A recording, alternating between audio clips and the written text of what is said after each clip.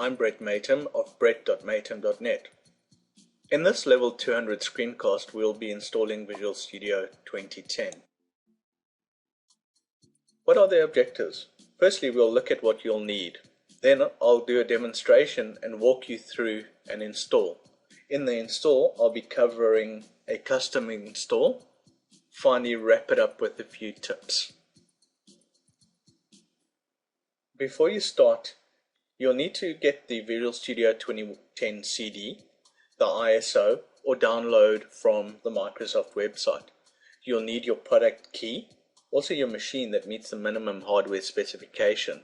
You'll need administrative rights on your machine, and approximately an hour depending on the speed of your machine. I'll now walk you through a demonstration of installing Visual Studio, and in this demonstration I will cover a custom install. I'll be installing Visual Studio 2010 Premium Edition from the Microsoft Development Network. As I'll be using an ISO, I'll need to mount that ISO. I'm using virtual clone drive, and in my clone drive I will choose the Visual Studio 2010 Premium Edition. Once you've inserted your CD, you'll be asked to run auto run, and I'll just click on auto run. The Visual Studio 2010 install starts. The options is pretty simple. You can only install Visual 2010, so I'm going to go through and select that. Visual Studio starts installing prerequisites. This may take a few minutes depending on your machine. If you would like to, you could say yes to sending information about your experience to Microsoft. The prerequisites are now installed, so click Next. At this point you'll be prompted to read the license agreement, and depending on the install you are running, you may have to enter your product key.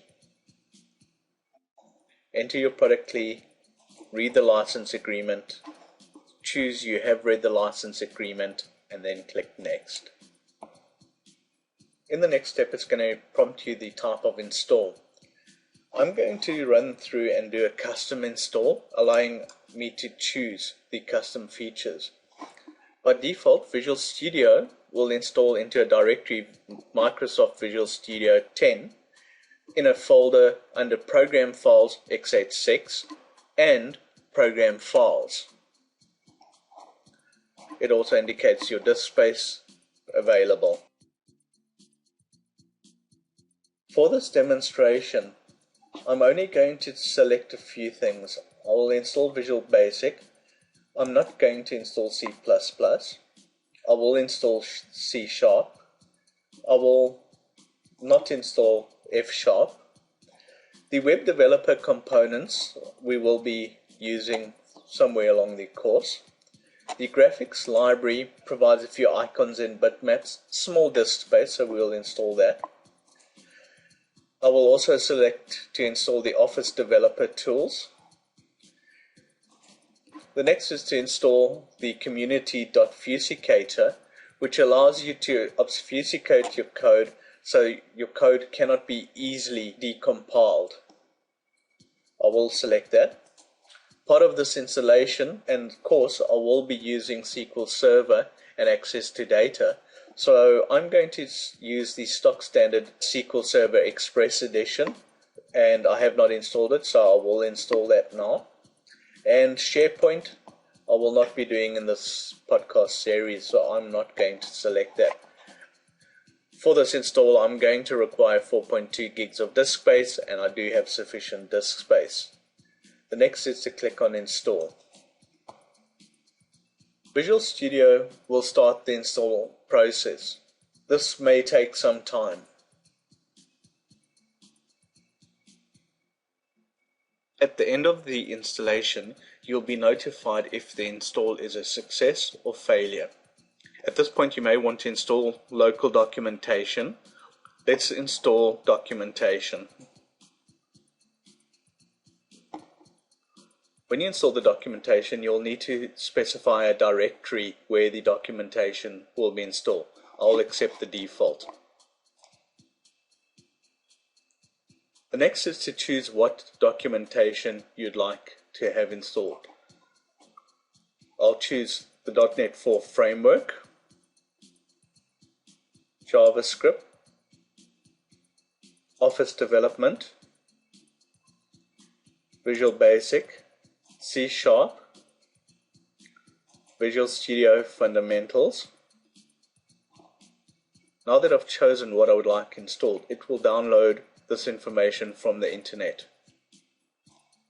Click Update to start the update.